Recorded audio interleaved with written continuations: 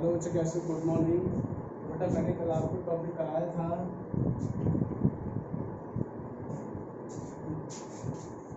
जो अपना चैप्टर चल रहा था बेटा 6 में। क्या चैप्टर चल रहा था?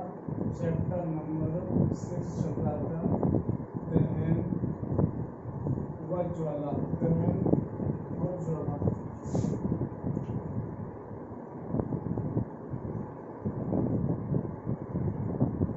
ठीक है बेटा, ये मैंने कल आपको बताया था कि दहन क्या होता है। तो मैंने आपको दहन के बारे में बताया था कि जो दहन होता है वे अपक्रियाएं जो ऑक्सीजन के साथ जल में साक्रिया करती हैं, वे अपक्रियाएं जो बेटा ऑक्सीजन के साथ चलती हैं, ठीक है ना, क्या कहलाती है? दहन कहलाती है, ठीक है ना। जैसे मैं आपको एग्जांपल देके बताऊं, 2Mg+O2, ये क्या बनेगा? मैग्नीशियम ऑक्साइड बनेगा बेटा। तो वे क्रियाएं जो ऑक्सीजन के साथ जलने में सहायक होती हैं, वे क्या कहलाती है? दहन की श्रेणी में आती है बेटा। किसी में बेटा दहन की श्रेणी में हम कह सकते हैं कि रासायनिक प्रक्रम जिसमें पदार्थ ऑक्सीजन के साथ अत्यधिक ऊष्मा देता है। रासायनिक प्रक्रम में वह पदार्थ जो ऑक्सीजन के साथ क्रिया करके क्या देता है बेटा? ऊष्मा देता है, वो क्या कहलाता है? दहन कहलाता है। और इसी दहन को आगे बढ़ाते हुए बेटा मैंने बताया था कि जो दहन होता है वो दो प्रकार का होता है। एक तो होता है स्वतः दहन बेटा। कौन सा? स्वतः दहन। एक होता है बेटा अपना तीव्र दहन। ठीक है बेटा, स्वतः दहन और तीव्र दहन क्या है? स्वतः दहन में आपको बोल के बताऊं कि वो है दहन जो स्वतः जलने में सहायक होता हो बेटा। क्या स्वतः जलने में सहायक होता होगा?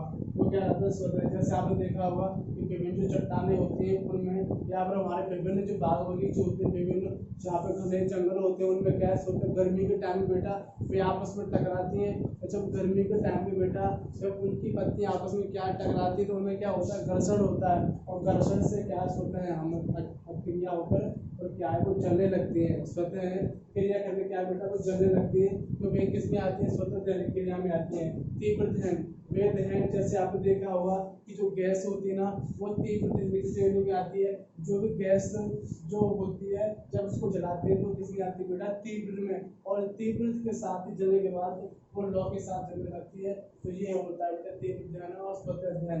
ठीक है बेटा, आपने देखा होगा कि कोयला होता है वो क्या है? लेकिन दहन क्रिया में नहीं होता है। जो कोयला होते हैं या फिर जो हमारे अप्राकृतिक इंसान होते हैं वो दहन क्रिया में नहीं आते, ठीक है ना। तो वे क्रियाएं जो ऑक्सीजन के साथ दहन क्रिया में साथ जलती है वो क्या कहलाती है? दहन कहलाती है, ठीक है ना। आगे भी इसका मैंने आपको कल बताया था। इसमें बेटा मैं आपको कराऊंगा ज्वाला। ज्वाला क्या होती है बेटा? ठीक है ना।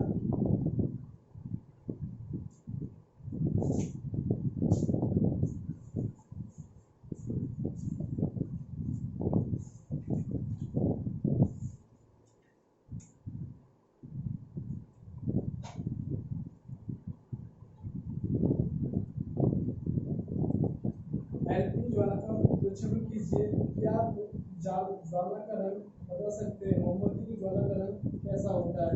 आपने पढ़ा क्लास 11 में पढ़ा होगा बेटा कि मैग्नीशियम रिबन का जलाने के अपने अनुभव को याद किया होगा। ये आपके सामने से ऊपर की हुई है, ठीक है बेटा। ज्वाला क्या होती है? जो वो है दहन जो एक लौ के साथ जलता हो। क्या बेटा? वो है दहन जो एक लौ के साथ जलता हो। एक सीधी लौ आती हो, जैसे मोमबत्ती की लौ बेटा। किसकी बेटा? मोमबत्ती की लौ। या फिर आपने देखा होगा कि क्लास 8 में आपने पढ़ा होगा कि जो रिबन होता है, अभी मैंने कराया था ना आपको 2Mg+O2। क्या बेटा? 2Mg+O2 मैंने अभी आपको कराया था। तो क्या बनाता अपना? 2Mg वो बनाता। तो इससे क्या सिद्ध होता है कि यह भी एक कैपिटल लॉ के साथ चलता है। किसके साथ? एक तो पी के लॉ के साथ चलता है। ये ज्वाला की श्रेणी में आता है। दहन के समय जो पदार्थ वाष्पित होते हैं वे ज्वाला का निर्माण करते हैं। फिर से बता रहा बेटा मैं, दहन के समय जो पदार्थ वाष्पित होते हैं, ठीक है बेटा। दहन के समय जो पदार्थ वाष्पित होते हैं वायु के साथ ऊपर तक चलते हैं, वे किसमें आते हैं बेटा? ज्वाला की श्रेणी में आते हैं। किसमें बेटा? ज्वाला की श्रेणी में आते हैं।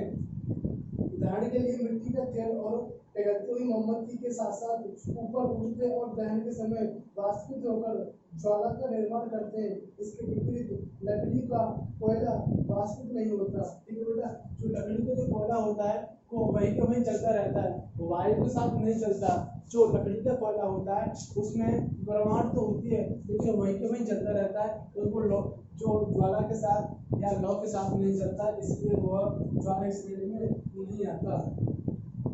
कांच में से बाहर निकालने वाला मोम का वाष्प ज्वालापूर्ण होने का कारण हो सकता है। जब मोमबत्ती की ज्वाला स्थिर हो जाए हो तो ज्वाला के दीप क्षेत्र में एक स्वच्छ कांच की प्लेट लाइट प्रविष्ट कीजिए और उसे सड़ासी से लगभग 10 सेकंड तक देखिए, तो उसे हटा दीजिए। अब क्या देखते हैं, आप देखोगे जो कांच का स्लाइड होता है वो काला पड़ जाएगा बेटा। कैसा पड़ जाएगा? काला पड़ जाएगा। तो आप क्या देखोगे, जैसे आपने देखा होगा कि जो हमारी मोमबत्ती होती है उस मोमबत्ती के ऊपर, जैसे ये मोमबत्ती बेटा, तो इस मोमबत्ती के ऊपर मैं देखूंगा कि मैं एक कांच के स्लेट लिख रहा हूँ। इस कांच की स्लेट होती है, इसको रख कर मैं जब इसको जलाऊंगा तो ये वाला जो मोमबत्ती की जो लौ होगी ना, वो कांच के स्लेट पर जहाँ जहाँ उसकी लौ या ज्वाला जा रही होगी वह क्षेत्र काला हो जाता है बेटा। क्या हो जाता है? काला हो जाता है। आज से पहले जो लोग बेटा दीपक से पढ़ते थे, कैसे पढ़ते थे? दीपक से पढ़ते थे। जो दीपक से पढ़ते थे ना, तो उसके चेहरा भी काला हो जाता था। या फिर जो घरों में दीपक चलता है, या फिर जो हमारे घरों में माताएं होती हैं, वे क्या करती है बेटा, जो काजल बनाती है, क्या बनाती है? काजल बनाती है। तो काजल बनाते टाइम जो दीपक होता है ना, तो उसकी जो ज्वाला होती है, उसकी जो लौ होती है, वो किसी बर्तन पर रखकर उसको करते हैं, जिससे क्या काजल बन जाता है। तो बेटा ये किसके साथ होता है? ज्वाला के साथ होता है। मैं बात करता हूँ ईंधन क्या होता है बेटा, ठीक है ना। ईंधन क्या होता है? जो विभिन्न प्रकार के घरेलू और उद्योगों में निर्माण के समय जो बेटा हमारे काम में लिया जाता है, जैसे पेट्रोल, डीजल, प्राकृतिक गैस, कोयला, ये सभी क्या है बेटा? अपना ईंधन है, जो जलने में सहायक होता है। जो कैसा होता है बेटा? जलने में सहायक होता है, ईंधन कहलाता है। ठीक है ना। वो विभिन्न प्रकार के होते हैं, वे पदार्थ ईंधन कहलाते हैं। मैं फिर से बोल के बता रहा हूँ कि घरेलू और औद्योगिक उपयोग में संबंधित ऊष्मा ऊर्जा की प्रमुख स्रोत लकड़ी, काष्ठ, कोयला, पेट्रोल, मिट्टी का तेल।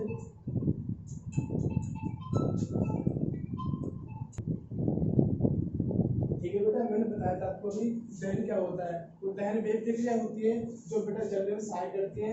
जैसे मैंने आपको बता रहा हूँ घरेलू उद्योगों में या जो विभिन्न प्रकार के उद्योगों में उपयोग में लेते हैं, जैसे लकड़ी हुआ, काष्ठ, कोयला, पेट्रोल, डीजल, ये सभी किस में आते हैं?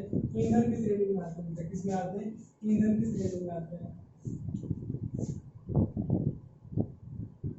ईंधन की श्रेणी में आते हैं बेटा सभी चीजें। अपना कोयला हुआ, अपना डीजल, पेट्रोल,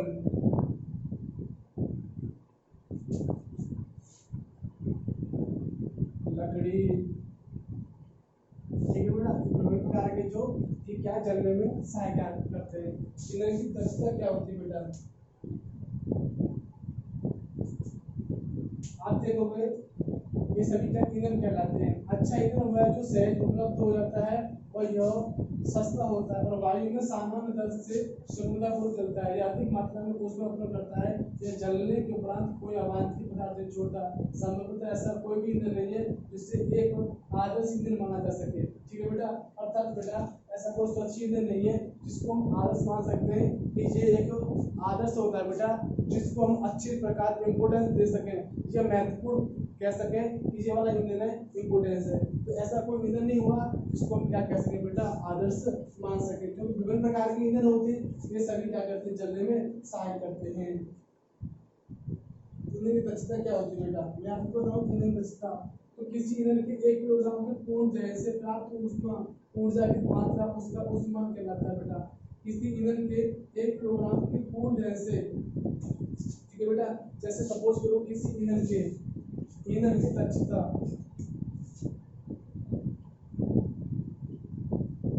ईंधन की दक्षता, तो कह सकते हैं किसी ईंधन के 1 किलोग्राम जलने पर 1 किलोग्राम जलने पर या पूर्ण दहन से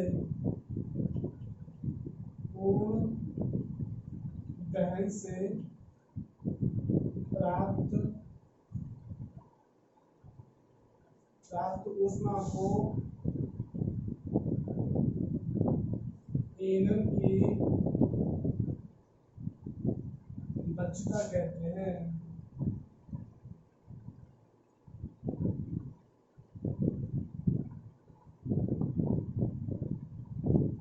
ठीक है बेटा, तो किसी ईंधन के 1 किलोग्राम जलने पर या पूर्ण दहन से प्राप्त ऊष्मा को क्या कहते हैं? ईंधन की दक्षता कहते हैं। ये अपना टॉपिक है जो मैंने आपको बताया था। अब आगे बढ़ते हैं।